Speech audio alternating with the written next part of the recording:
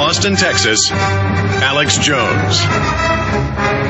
Anthrax War, the untold story of the 2001 anthrax attacks and the dark secrets of the hidden world of modern-day germ warfare research.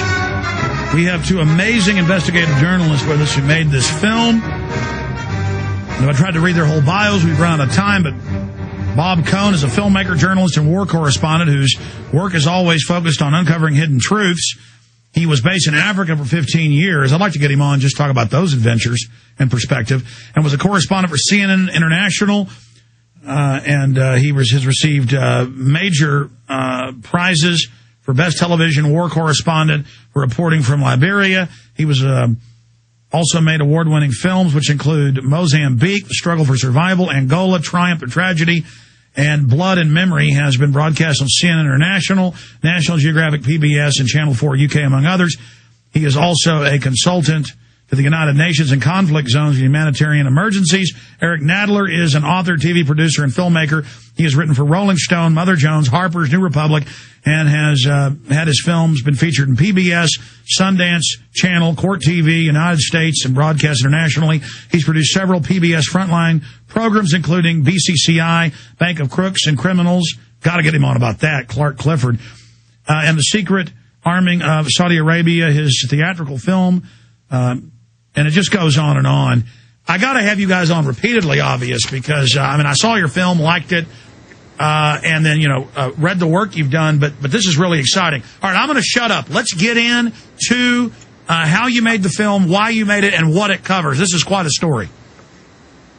Well, the film began with those anthrax attacks, Alex, and we all remember how, just weeks after 9/11, these anthrax letters happened, and they caused panic all across the country, all across the world. And, it was in the headlines. People were buying Cipro.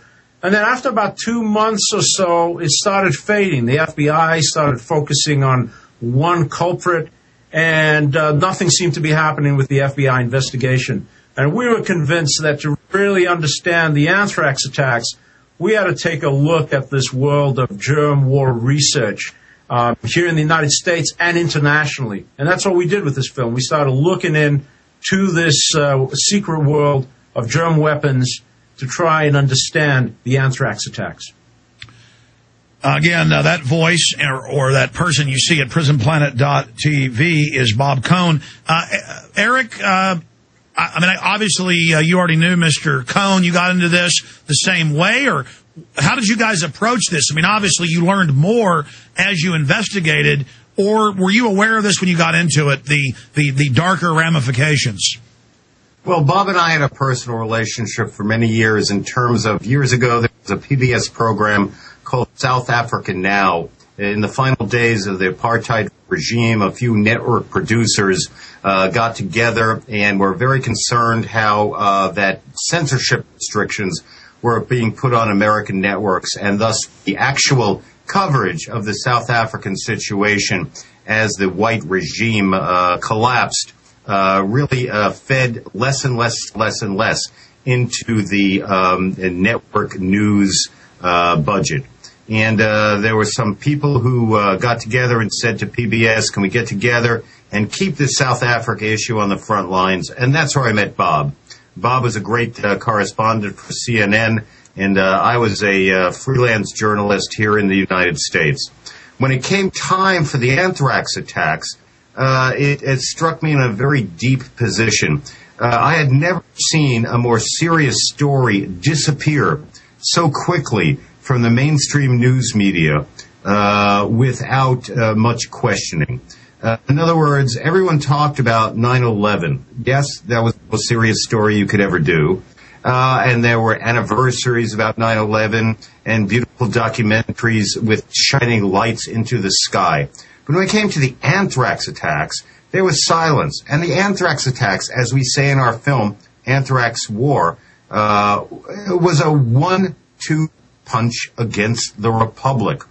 9/11 was the left jab, and the anthrax attacks was the right cross. And people didn't remember that really knockout punch. Look, my wife works in Rockefeller Center in New York, and she remembered the planes flying. She heard them. The planes flying toward the World Trade Center that terrible morning. She heard that. And she's a tough gal.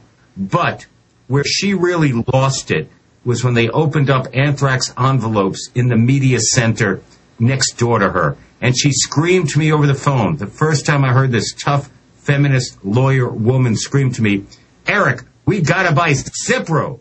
And I knew some line had been crossed, that some terrorism had been done fundamentally upon educated media government people. And I said to myself, yikes, the anthrax attacks, that's the most important piece of business. And if you remember, it went silent for many years. And then Bob, I'd worked with years earlier, had come to me after we had not been with each other for a while. He was in Africa. I was in New York. He came to me and said, Eric, what's up with these anthrax attacks? And I said, you know, Bob, I think this is the most serious thing that we as investigative journalists can take a look at. And I know you at CNN have tried, and I know me at a million other mainstream outlets have tried. Let's be independent. Let's see what's really going on here. And that became the genesis of our investigation. Now, again, you guys are joining us not just on the radio, but live in living color from New York at prisonplanet.tv. The film is Anthrax War. The website is anthraxwar.com. Again, you can also get the film there or at infowars.com. Now, this film needs to be seen.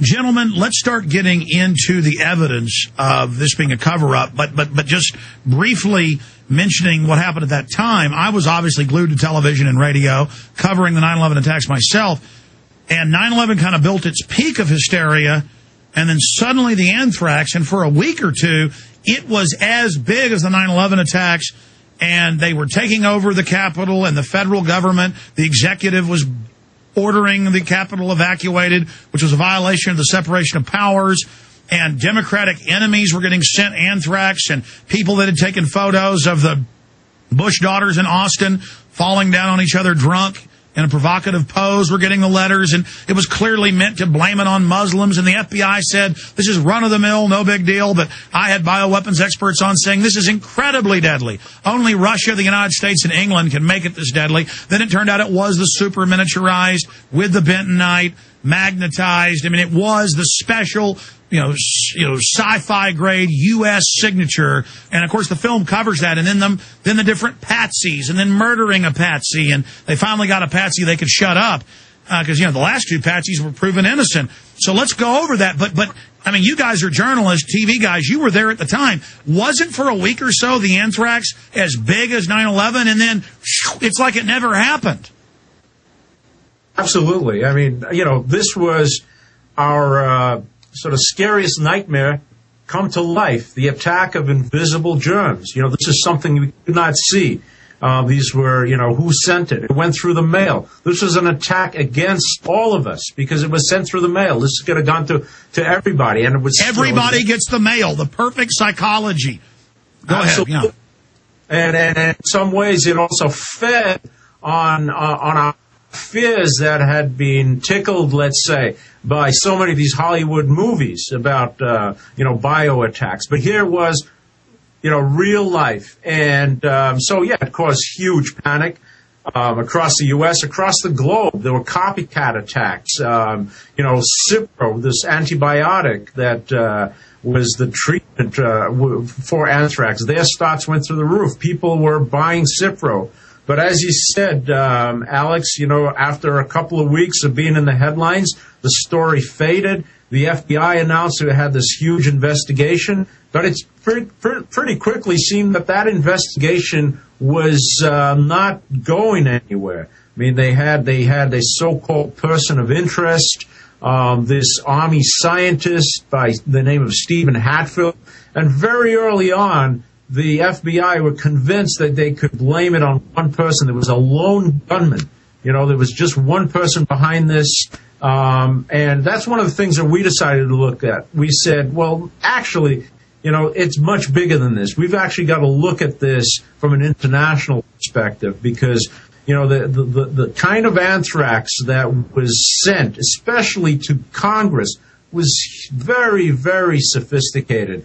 When the FBI scientists examined the anthrax that was used in the attacks against the congressman, that anthrax, when they examined it in the lab, in this BSL-3 lab, high containment lab, they put it on a microscope, and the anthrax actually lifted up and floated into the air. And the scientists had never seen any kind of anthrax of this sophistication ever before. So this was super sophisticated anthrax, and it really meant that this had come out of a state-sponsored program. That's right. I mean, it was a U.S. government weapon strain. It was miniaturized. It was magnetized. It was coated in bentonite. It was made to float around.